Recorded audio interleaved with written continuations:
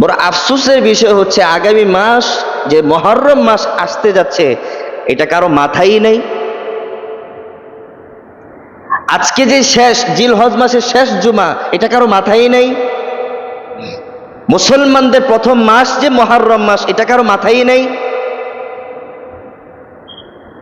খেয়াল করে দেখুন ভাইয়ের আমার, একজন ব্যবসায়ী ব্যবসা করবে আগামী মাসে, ওই আগামী মাসের ওই তারিখ পর্যন্ত সে ব্যবসার সামানা গুছাইতে থাকে, ধীরে ধীরে ধীরে ধীরে এটা সেটা কিনতে থাকে, দোকান সাজাইতে থাকে, পিলার দিতে থাকে, তাক বানাইতে থাকে, এক একটা স্তর বানাতে থাকে। আবার এটাও প্রিপারেশন নেয়, এখানে এই ওষুধটা রাখা হবে, এখানে এই রোগের ওষুধ রাখা হবে, এখানে এই ফলটা রাখা হবে, এখানে ওই ফলটা রাখা হবে। ঠিক না বেঠিক? পাটে পাট করে সাজায় রাখে। এখন এই প্ল্যানটা কি একদিনেই করে? বলেন না আপনারা।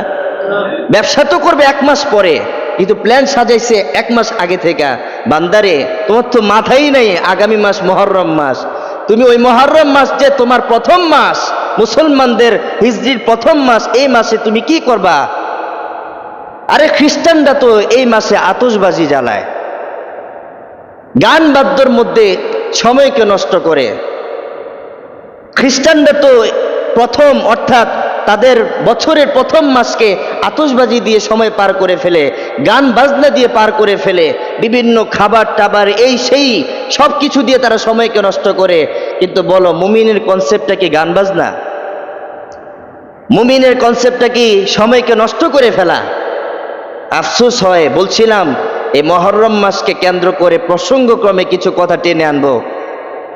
এর ভিতর একটা কথা হচ্ছে, ইদানিং কানে কানে আসতেছে যে বিশ্বকাপ খেলা মনে শুরু হয়ে গেছে।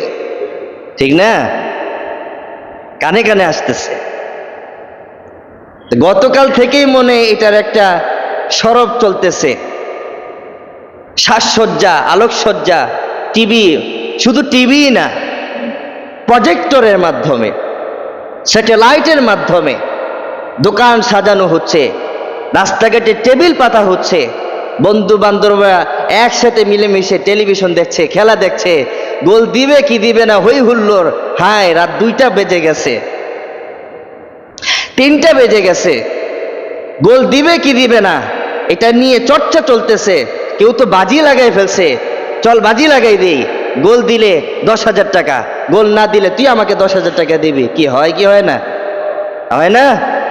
আরে আমি তো মনে করি, জরিপ করে দেখি, বাহিরের দেশে তাদের খেলাতে যে পরিমাণ জুয়া হয়, আর আমরার দেশে এই খেলাকে কেন্দ্র করে যে পরিমাণ জুয়া হয়, আকাশ পাতাল তফাৎ। আমি মনে করি যে বাহিরের দেশের খেলাকে কেন্দ্র করে বাংলাদেশের যে পরিমাণ জুয়া হয়, এই পরিমাণ জুয়া মনে অন্য রাষ্ট্রে হয় না। ঠিক না ভাই? আমি তো অন্য রাষ্ট্রের কথা বলবো না, আমি তো আমার রাষ্ট্রের কথাই বলবো।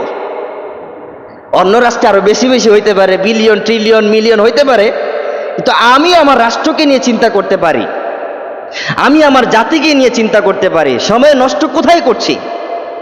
কাল রাত 3টা পর্যন্ত আমি সজাগ। আমি তো মাদ্রাসায় আছি, শুয়ে আছি মাদ্রাসায়, দেখি আমার আশেপাশে সমস্ত দোকানে, সব দোকানে তো না, যেগুলো প্রজেক্টরে সাজানো হয়েছে এই দোকানগুলোতে টিভি চালানো হইতেছে। এর কিছুক্ষণ পর পরই আওয়াজটা কখন দেয়? গোলে দিবে দিবে দিবে আওয়াজ দেয়, কিন্তু গোল দিতে পারে না, আওয়াজ থেমে যায়। তা আমি তো মনে করতেছি এত রাতে এমন আওয়াজ আসতে করছে, জানালা খুলে দেখি 100-র উপরে যুবক, 100-র উপরে যুবক, 100-র উপরে যুবক। রাত 2টা-3টা বেজে গেছে। খেলা হচ্ছে ইসলামের বিনোদনের একটা মাধ্যম। খেলা বৈধ, লেকিন খেলা দেখা বৈধ না। নিজে খেলবেন সেটা বৈধ। খেলা কেন খেলেন? শরীর চর্চার জন্য, ঠিক না? ফুটবল শরীর চর্চা হয়, ক্রিকেট শরীর চর্চা হয়, ব্যাডমিন্টন শরীর চর্চা হয়, কাবাডি শরীর চর্চা হয়, দৌড় প্রতিযোগিতা শরীর চর্চা হয়, ঘোড়ার রেস, হর্স রেস শরীর চর্চা হয়, তীর ধনুকের খেলা শরীর চর্চা হয়, মেধা প্রকার হয়, যুদ্ধের জন্য এটা সবচেয়ে বেশি কার্যকর, শরীর চর্চার জন্য। কিন্তু খেলা দেখার মধ্যে শরীর চর্চার কি উপকারিতা আছে বলেন? সময় নষ্ট ছাড়া ঠিক না? সময় নষ্ট ছাড়া আর কি হতে পারে? লাগাতার টানা 3 থেকে 4 মাস এই খেলা চলবে। মুহররম মাসেও খেলা চলবে। একদিন খেলা হবে, 2 দিন পরে তার দলের খেলা হলে 2 দিন পর্যন্ত গবেষণা চলতে থাকে। কে ভালো খেলে, কে মন্দ খেলে, কে স্ট্রাইকার, কে ডিফেন্স, কে গোলকিপার হলে ভালো হয়, কে কয়টা গোল দিবে, বাজি লেগে যায়। একজনে 7টা খেলে তাকে 7টা দিয়ে ঠাট্টা করা হয়, বিদ্রুপ করা হয়। প্রতিদিন এটা নিয়ে গবেষণা চলবে। বাবারে, আমি এটা বলতে চাচ্ছি, অপর মহলের খেলা, এটা আমার দেশের খেলা নয়। বিজাতীয় সংস্কৃতিরা এটা পেতে পাতাই দিছে আমাদের সামনে, তাদের খেলা চলতেছে, আমি লাফাই কেন? আমার এখানে লাভ কি, লস কি? আফসোসের বিষয় হচ্ছে তারা যে পরিমাণ আলোকসজ্জা সাজায় তার চেয়ে বেশি আলোকসজ্জা আমরা সাজাই পতাকা দিয়ে, ট্যাটু দিয়ে, স্ট্যাচু দিয়ে, 7তলা বিল্ডিং এর উপরে পতাকা টাঙিয়ে। 1টা 2টা নয়, 3-4টা পতাকা লাগায়, কপালে পতাকা লাগায়, বুকে ট্যাটু, মুখে ট্যাটু। কোন দেশের জাতীয়তাকে আপনি প্রাধান্য দিচ্ছেন? কমাস কম আপনার বাংলাদেশের পতাকা মাথায় থাকলে একটা কথা ছিল যে আমার জাতীয়তাবাদী আমি রক্ষা করলাম বাংলাদেশের পতাকা দিয়ে। কিন্তু আপনার শরীর তো ব্রাজিলের পতাকা, আপনার শরীর তো আর্জেন্টিনা, গানা, জার্মানি, জাপানের, চীনের। আপনার জাতীয়তা রইল কোথায়? ওই জায়গায় থাকলে তো একটা মানা যেত না, লোকটা বাংলাদেশি, বাংলাদেশকে মহব্বত করে জাতীয় পতাকাকে মাথায় লাগাইছে, বুকে লাগাইছে। হতে পারে দেশপ্রেম থাকতে পারে, ইসলাম এটাকে ডিনাই করে না, এটাকে ইসলাম সমর্থন জানায়। দেশপ্রেম সবার ভিতরে থাকবে, দেশকে ভালোবাসা, দেশের মানুষকে ভালোবাসা।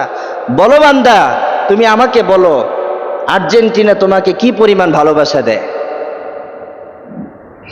Brazil, German, Sweden, Australia, England তোমাকে কি ভালোবাসা দিয়েছে বলো?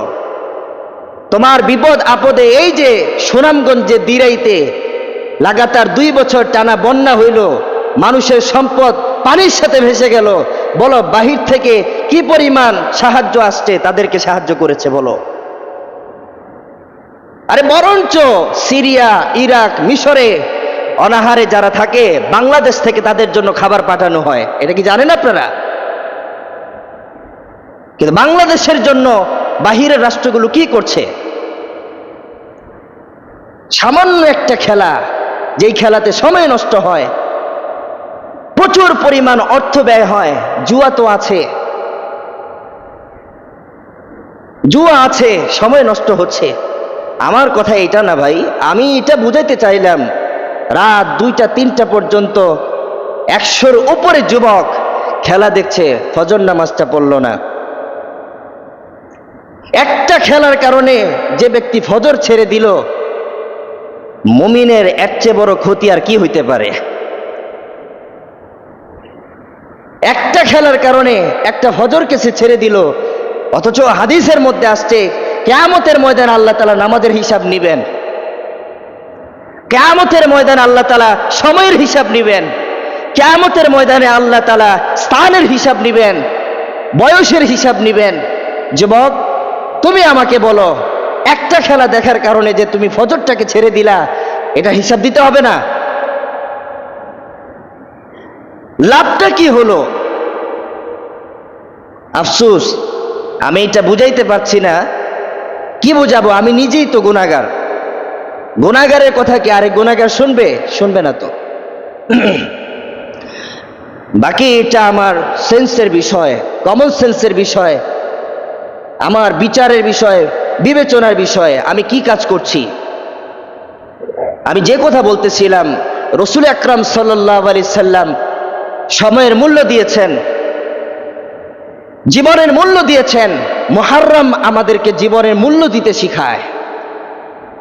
বছরের প্রথম মাস মুহররম মাস, যেটা আসতে যাচ্ছে, ভাই আমি আপনাদের পায়ে ধরে বলছি, অন্যান্য সংস্কৃতিতে বছরের প্রথম দিনকে তারা যে পরিমাণ গুরুত্ব দেয়, সেই গুরুত্বটুকু আমরা মুসলিম হিসাবে মুহররম মাসে দেই না। আরে ভাই, তারা তো মনে রাখে, মনে রাখার মধ্য দিয়ে সেই দিনে ভালো খাবারের অ্যারেঞ্জ করে, ভালো পোশাকের ব্যবস্থা নেয়, ভালো কিছু করার চিন্তা করে, কিন্তু আগামী মাস যে মুহররম মাস, এই চিন্তাটা একজন মুসলিমের ভিতরে থাকে না। এটা কি আফসোসের বিষয় না?